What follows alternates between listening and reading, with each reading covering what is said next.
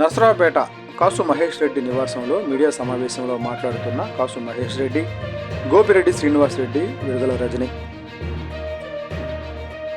నిన్న మాచర్ల శాసనసభ్యులు చేసిన ఆరోపణలు పిన్నెల్లి రామకృష్ణారెడ్డి గారి మీద కానీ అట్లానే కాసు మహేష్ రెడ్డి గారి మీద చేసిన ఆరోపణలు తీవ్రంగా ఖండిస్తూ, ముఖ్యంగా మొట్టమొదటి పిన్నెల్లి రామకృష్ణారెడ్డి గారు ఈరోజు మీరు చెప్తా ఉన్నారు డబుల్ మర్డర్ కేసులో పిన్నెల్లి సోదరులు ఇద్దరు నిందితులని. ఒక్కసారి వెనక్కి వెళ్ళి చూస్తే స్వయంగా మీ పార్టీ వాళ్ళు చెప్పడం జరిగింది, ఇది పార్టీలో రెండు గ్రూపుల మధ్య ఆధిపత్య పోరని చెప్పి. స్వయంగా అప్పుడు ఎస్పీగా, పల్నాడు జిల్లా ఎస్పీగా పనిచేసిన శ్రీనివాసరావు గారు స్పాట్కు వెళ్ళి అదే రోజున స్పాట్ జరిగిన ఇన్సిడెంట్ జరిగిన అదే రోజు గంట వ్యవధిలోనే ఆయన ఒక స్టేట్మెంట్ ఇవ్వడం. అంటే మీరు చెప్పిన అధికారులే, మీరు అధికారంలో ఉన్నప్పుడే ఒక ఎస్పీ స్థాయి అధికారి వెళ్ళి ఎటువంటి ఆధారాలు లేకుండా ఆయన మాట్లాడు కదా, ఆయన క్లియర్గా ఆ రోజు చెప్పడం జరిగింది, ఈ రెండు గ్రూపుల మధ్య ఆధిపత్య పోరు, దీనివల్ల జరిగింది మర్డర్ అని చెప్పి క్లియర్గా చెప్పడం జరిగింది. 5 ముద్దాయిల్ని పట్టుకున్నారు ఆ రోజు. ఆ 5 కేసు క్లోజ్ చేద్దామంటే మళ్ళీ పిన్నెల్లి రామకృష్ణారెడ్డి గారిని, పిన్నెల్లి వెంకటరామరెడ్డి గారిని ఇద్దరిని కూడా ఈ కేసులో యాడ్ చేయండి. 6-7 ముద్దాయిలు. ఆ తర్వాత జరిగిన సంఘటన తెలుసు. ఈరోజు మరి మీ పార్టీలో జరిగిన హత్యలకి మీ అధికారంలో ఉన్న శాసనసభ్యులు అట్లానే మీరందరూ ఒత్తిడి తీసుకొచ్చి వీళ్ళిద్దరు పేర్లు యాడ్ చేయటం మాత్రం వాస్తవం కాదు. ఇంకో రెండో మాట అన్నాడు, విగ్రహాల దొంగతనాలు చేశారని చెప్పి మాట్లాడాడు జోలకంటి బ్రహ్మారెడ్డి. మీరు ఇప్పుడు దాకా దాని మీద ఏమన్నా నిరూపించారా? ఎటువంటి ఆధారాలు ఏమన్నా ఉన్నాయా? మీరు 2014-19 నుంచి తెలుగుదేశం అధికారంలో ఉంది, 2024 నుంచి ఇప్పటి వరకు 2 సంవత్సరాలు మీరు అధికారంలో ఉన్నారు. అంటే 7 సంవత్సరాలు మీరు అధికారంలో ఉండి ఎక్కడైనా విగ్రహాల దొంగతనం మీద కేసు పెట్టారా? నిరూపించగలిగారా? నిరూపించకుండా ఏ విధంగా మీరు ఆరోపణలు చేస్తారండి విగ్రహాల దొంగతనాలని? సమంజసం కాదు. ఇంకో మాట అన్నాడు, చిన్నప్పుడే ఏదో 2 మైనార్టీలు మర్డర్ కేసులో ఉన్నాడు రామకృష్ణారెడ్డి అని. ఏమైంది ఆ కేసు? ఇంతవరకు రామకృష్ణారెడ్డి గారి మీద ఏదైనా ఇలాంటి చిల్లర కేసుల్లో బెయిల్ రాకుండా ఆపారు, కానీ అతను ఏ కేసులోనైనా హత్య చేశాడని కానీ లేదా హత్యకు ప్రేల్పడ్డాను కానీ ఏమైనా నిరూపించారా ఎటువంటి కోర్టులోనైనా? ఎందుకు నిరూపించలేకపోయారు? అంటే ఇవన్నీ కూడా నిరాధారమైన ఆరోపణలు చేస్తూ మాట్లాడటం సమంజసమేనా? ఇది పూర్తిగా వ్యక్తిగత ఆరోపణలు చేయటం, వ్యక్తిగతంగా దూషించే కార్యక్రమం చేయటం సమంజసం. ఇంకో మాట అన్నాడు, ఆయన్ని జిల్లా అధ్యక్షుడిగా పెట్టుకోవడం మా కర్మ అని. దీని మీద తీవ్రంగా ఖండిస్తుంది. నేర చరిత్ర గల తెలుగుదేశం పార్టీ శిక్షలు పడిన వాళ్ళు మీరు చంద్రబాబు నాయుడు వాటేసుకొని చట్టసభలకు పంపించలేదా? దెందులూరు మా శాసనసభ్యుడు, ప్రస్తుత శాసనసభ్యుడు చింతమనేని ప్రభాకర్ ఎన్ని కేసులు ఉన్నాయని అన్నదా?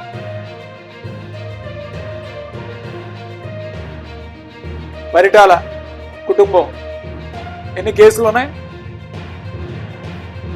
వాళ్ళు మంత్రివర్గంలో మంత్రిగా పనిచేయలేదా పరిటాల సునీత?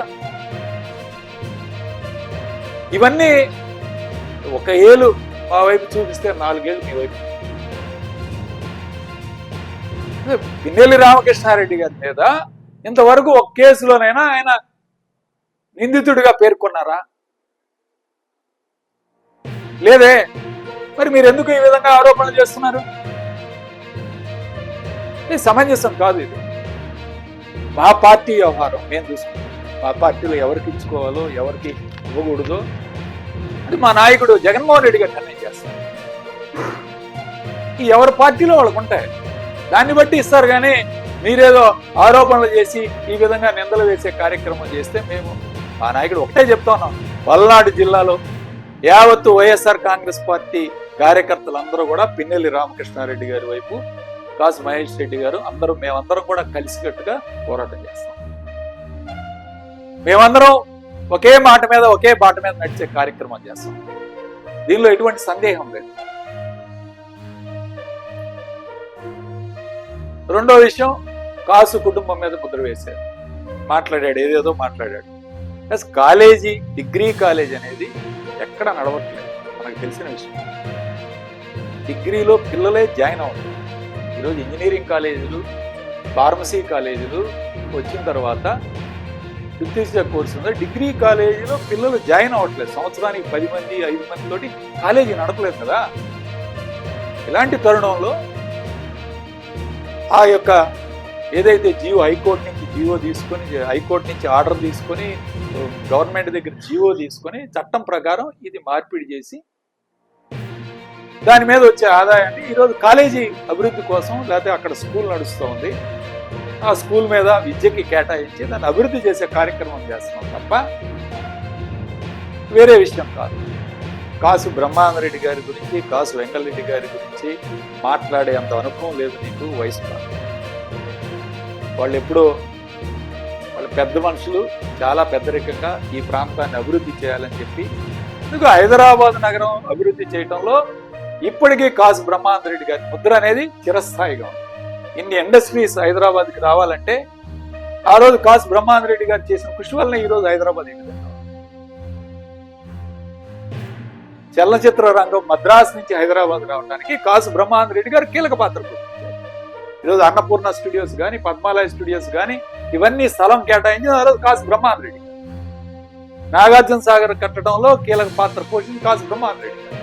ఈ ప్రాంతం ఇప్పటికీ కూడా సస్యశ్యామలంగా ఈరోజు వరి కానీ పంటలు కానీ వేసుకున్నారంటే దానికి కారణం కాసు బ్రహ్మానందరెడ్డి గారు తీసుకొచ్చిన నాగార్జున సాగర్ ప్రాజెక్ట్.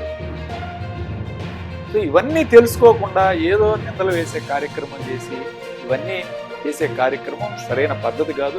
ఒకటే చెప్తాను, ఈ రాష్ట్రంలో మీరు అధికారంలో ఉన్నారు, రెడ్ బుక్ పరిపాలన కొనసాగుతుంది. ప్రతి ఒక్కరి మీద కేసులు పెట్టడం, కేసులు ఏ విధంగా ఇబ్బంది పెట్టే కార్యక్రమం చేస్తున్నారో ఒకసారి ఆలోచన చేయాల. ఈరోజు మాజీ TTD board chairman YV Subba Reddy గారు పరకామణి కేసు పెట్టారు. ఆయన్ని పిలుస్తారు ఒకరోజు సిట్టింగ్. అండి గుడిలో సెక్యూరిటీ కానీ ఇలాంటి కౌంటింగ్ ఇవి కానీ చూడాల్సింది chief vigilance officer. Chief vigilance officer ఒక ఎగ్జిక్యూటివ్ ఆఫీసర్ ఉండగా చైర్మన్ గారిని పిలిచే కార్యక్రమం అంటే ఆ డ్యూటీలు కూడా చైర్మన్ గారు చేయాలా? ఎంత దారుణమైన అంశం.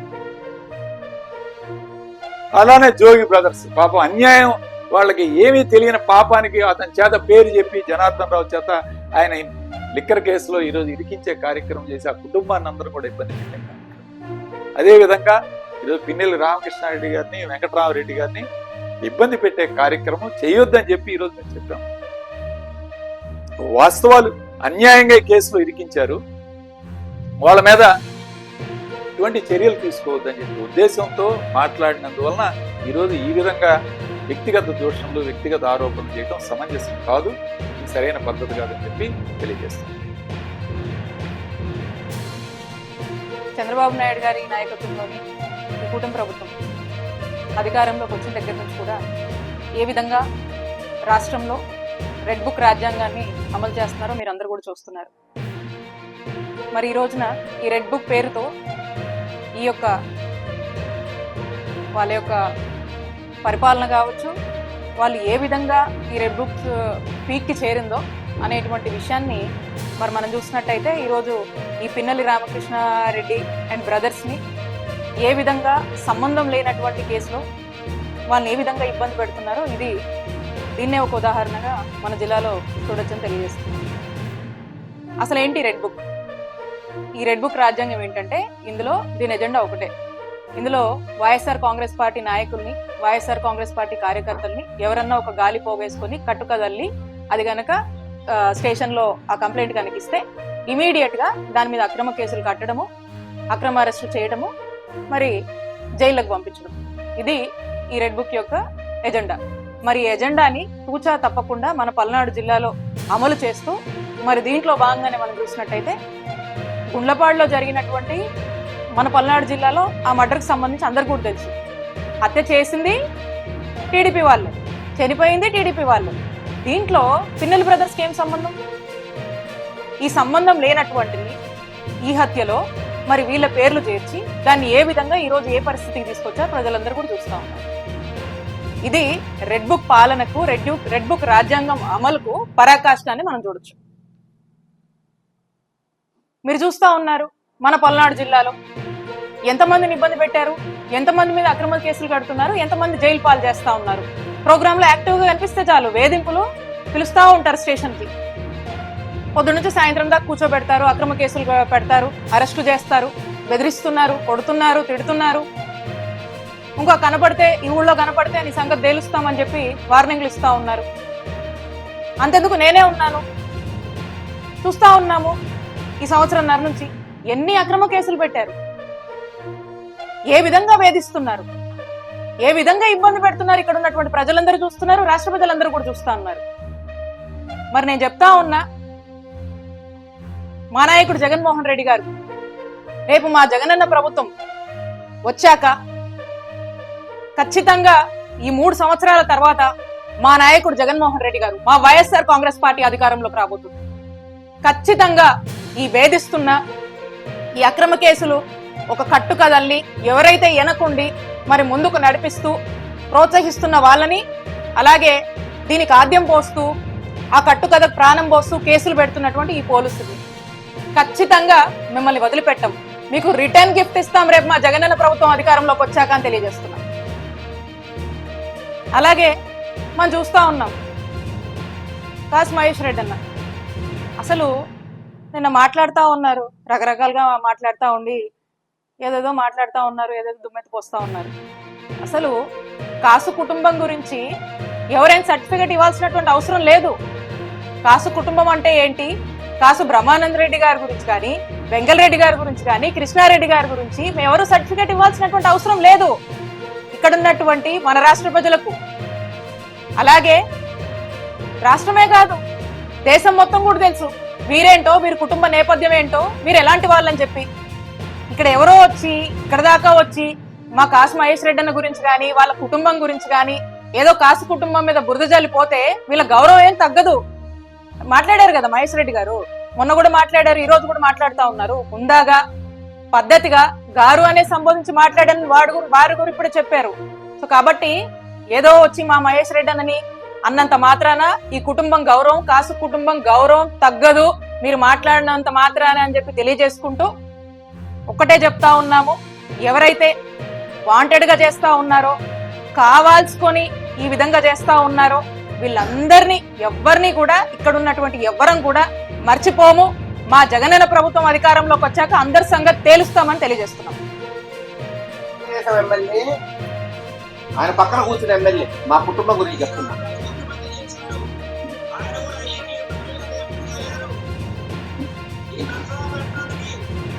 ప్రజలందరూ కూడా వారి కుటుంబం అంటే అందరూ కూడా ఇష్టం. ఎందుకు? వాళ్ళకున్న నీతి నిజాయితీ. ఇటువంటి నాయకులు వారి కళ్ళతో ఎన్నో ఏళ్ళుగా నన్ను నిర్మిస్తా ఉన్నారు కాబట్టి ఓపెన్ చేయాలి, ఆ గౌరవం కలిగించాలని చెప్పి నర్సాపేట పట్టణానికి కాన్పూర్ కట్టడం అనేది ఒక మంచి నిర్మాణం. కాబట్టి నిజంగా హైదరాబాద్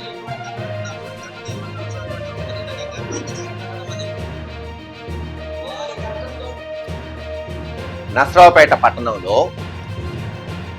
మాచెల్ల నుంచి ఉఠావుటిన పరిగెంతుకుంటూ వచ్చి జూలకంత్రి బ్రహ్మారెడ్డి, జూలకంత్రి బ్రహ్మారెడ్డి గారు ఇక్కడ ప్రెస్ మీట్ పెట్టారు. వాస్తవమే, మేము ప్రత్యర్థులను కూడా గౌరవించే కుటుంబం. మీరు కావాలంటే అంతకు ముందు రోజు నా ప్రెస్ మీట్ చూడండి, బ్రహ్మారెడ్డి గారు అని పిలిచాను. ఎవరైనా అంతే, ప్రత్యర్థులను అందరం గౌరవించుకుంటాం. కానీ మీరు నన్ను మాట అన్నాక నేను అనకపోతే తప్పది. పెద్దలు చెప్పారు, ఎవరికి ఏ భాషలో చెప్తే అర్థమవుతుందో ఆ భాషలోనే చెప్పాలరా, లేకపోతే అర్థం కాదు. అందుకే జూలకంత్రి బ్రహ్మారెడ్డి గారు అంటారు. అంటాడు, మహేష్ రెడ్డి నసరావుపేటలో 23 ఎకరాలు కబ్జా చేశాడు, అక్రమ డబ్బుతో కాంప్లెక్స్లు కడుతున్నారు. ఏందా అసలు, ఉందా లేదా? అది Shri Kasu Raghavamma Brahmanandareddy junior college committee society. నేను పుట్టక ముందు బహుశా ఆ సంవత్సరంలో ఏర్పాటైంది.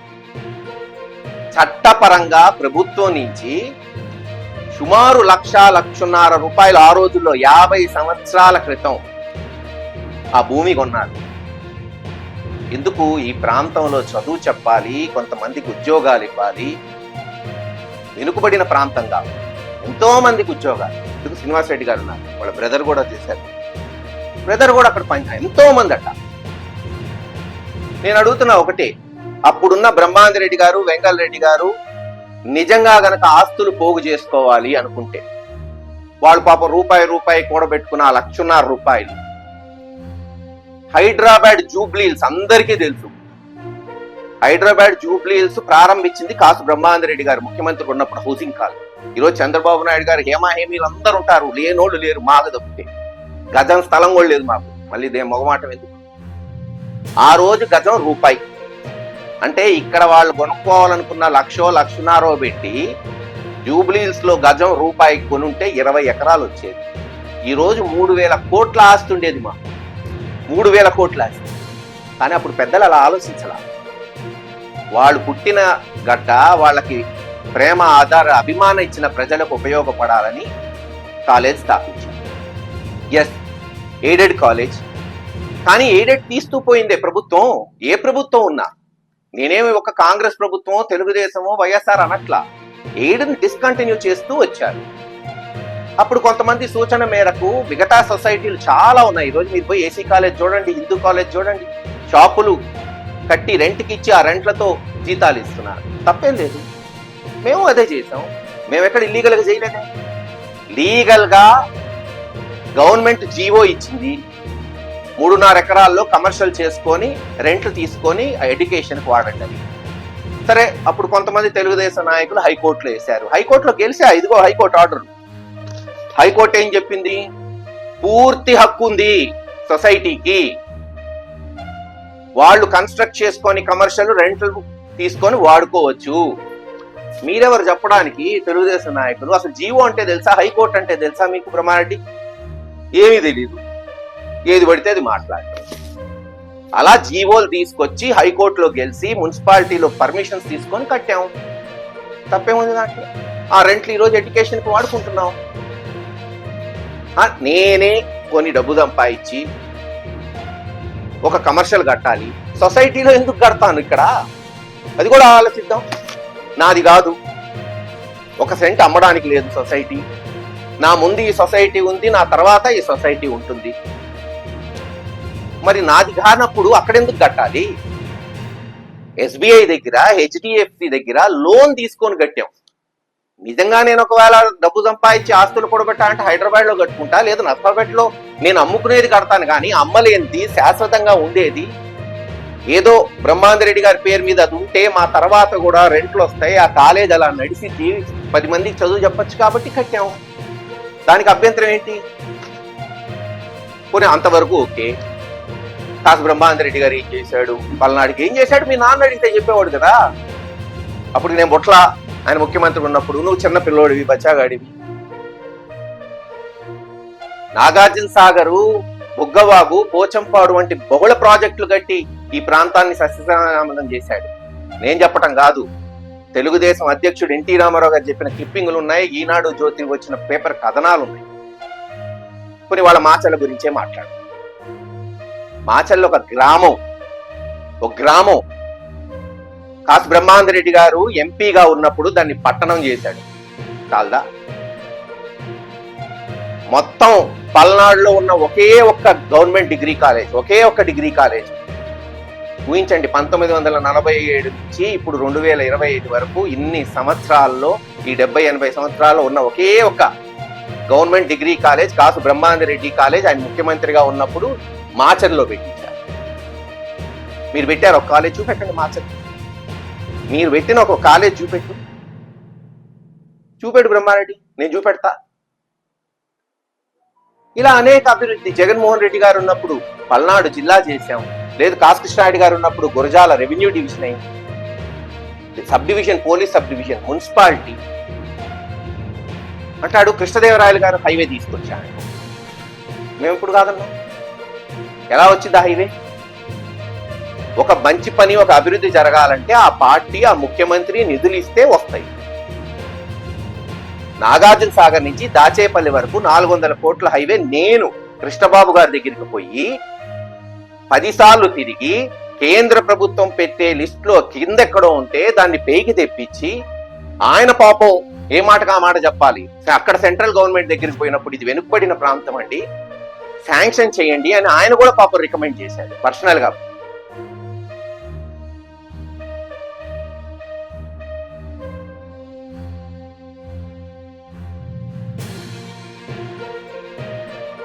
నేను అడగండి కావాలంటే కృష్ణదేవరాయలు గారు, నేను ఫోన్ చేసి ఆయనకి తెలియదు లిస్ట్ లో ఉందని కూడా, ఇలా సెంట్రల్ గవర్నమెంట్ లోకి వచ్చింది, ఒకసారి మీరు కూడా చెప్పు బాసు అంటే, పోయి లిస్ట్ లో ప్రప్రదంగా ఉంది, గవర్నమెంట్ బాగా రికమెండ్ చేసింది మహేష్, ఖచ్చితంగా అయిపోతుంది అన్నాడు. దాంట్లో తప్పేంటి?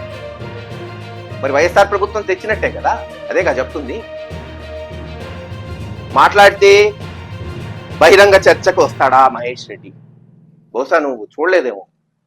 లోకేష్ గారు వచ్చినప్పుడు ఎరపతినేని శ్రీనివాసరావు గారిని నేను ప్రతిపక్షంలో 2019 ముందు చెప్పా, 19 నుంచి 24 వరకు చెప్పా, ఈ రోజు చెప్తున్నా మళ్ళీ, బహిరంగ చర్చకు కాసు మహేష్ రెడ్డి నువ్వు పిలువు బ్రహ్మారెడ్డి. మాచర్లో పెడతావా, మీ ఇంట్లో పెడతావా, వెలుగుర్తిలో పెడతావా?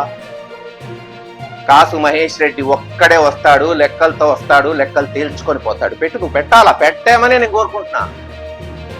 రాష్ట్ర ప్రజలకు తెలియాలా బ్రహ్మానంద రెడ్డి గారు, రాజశేఖర రెడ్డి గారు, జగన్మోహన్ రెడ్డి గారు ముఖ్యమంత్రి ఉన్నప్పుడు ఈ ప్రాంతానికి ఏం జరిగింది, లేదు తెలుగుదేశంలో ఏం జరిగిందో తెలిసిపోతాయి కదా. పెట్టండి, నేను ఒక్కడనే వస్తా అంటున్నా. నేనేమి మంది మార్బలం 1000 మంది 10,000 మందిని తీసుకురాను. వస్తే చర్చ అవ్వదు, పోలీసులు ఆపుతారు. ఎందుకు చర్చకి జనం ఎందుకు? అటు నువ్వు ఇటు నేను. పోనీ ఏబిఎన్ ఛానల్లో పెట్టండి, ఈటీవీలో పెట్టండి, TV9లో పెట్టండి, NTVలో పెట్టండి. దీనికి జనం ఎందుకు? చర్చించడానికి జనం ఎందుకు? అటొకడు ఇటొకడు ఎవరేం చేశారో చెప్తారు, ప్రజలకు వదిలేద్దాం, సింపుల్. పిన్నెల్లిని సపోర్ట్ చేస్తున్నాడు మహేష్ రెడ్డి. చేస్తామయ్యా, తప్పు చేయనప్పుడు. ఈ మర్డర్ కేసులో పిన్నెల్లి రామకృష్ణారెడ్డి గారికి సంబంధం లేదు, ఖచ్చితంగా లేదు. రేపు నిర్దోషిగా బయటకు వస్తాడు, అందుకే సపోర్ట్ చేస్తున్నాం పార్టీ అంతా. అదేమంటే ఆయన కాలంలో జరిగిన 7 మర్డర్లలో ఆయనకి సంబంధం లేదంట. సంబంధం ఉందా లేదా నాకు తెలియదు కదా. ఛార్జ్షీట్లో నీ పేరు పెట్టింది అప్పుడున్న తెలుగుదేశం ప్రభుత్వం. మరి ఎందుకు పెట్టారు చెప్పు? మీరే ఎమ్మెల్యే ఆ రోజున, మీ అమ్మ ఎమ్మెల్యే, తప్పు లేదు. మరి నీ పేరు ఎందుకు పెట్టారు? నీకు దాంట్లో ప్రమేయం లేకపోతే నిన్నెందుకు అరెస్ట్ చేశారు? అరెస్ట్ చేయటం ఉంచు, ఇదిగో దేశం నుండి బ్రహ్మానంద రెడ్డి సస్పెన్షన్. ఆ రోజున తెలుగుదేశం పార్టీ నుంచి నువ్వు మర్డర్ కేసులో ఉన్నావని సస్పెండ్ చేసింది ఆ పార్టీ. చేయకూడదు కదా, తప్పయ్యా. అన్యాయంగా ఆ రోజున కాంగ్రెస్ నాయకులు ఇరికిస్తున్నారని అనలా. ఆంజనేయులు ఎస్పీగా ఉంటే, చంద్రబాబు నాయుడు గారి ముఖ్యమంత్రి ఉంటే, ఇదే బ్రహ్మారెడ్డి గారిని తీసుకెళ్లి కౌన్సిలింగ్ చేశారు. పాపమని అన్నాం మేము ప్రత్యర్థులమైన, అన్యాయం ఇది తప్పని. మేమేమి బాగా కొట్టారని అల్లా, ఇప్పటికే అన్ను, అంత చిల్లరోని కాదు. నువ్వే చెప్పుకున్నావు చాలా చోట్ల, అధికారం ఉన్న మమ్మల్నే కొట్టారు ఎస్పీ ఆఫీస్లో, మర్డర్ చేశారని అని మీరే అనుకున్నారు, నేనుగా చెప్తుంది. కానీ ఈరోజు తప్పుడు కేసు పెడుతుంటే దానికి మేము సమర్థిస్తున్నాం.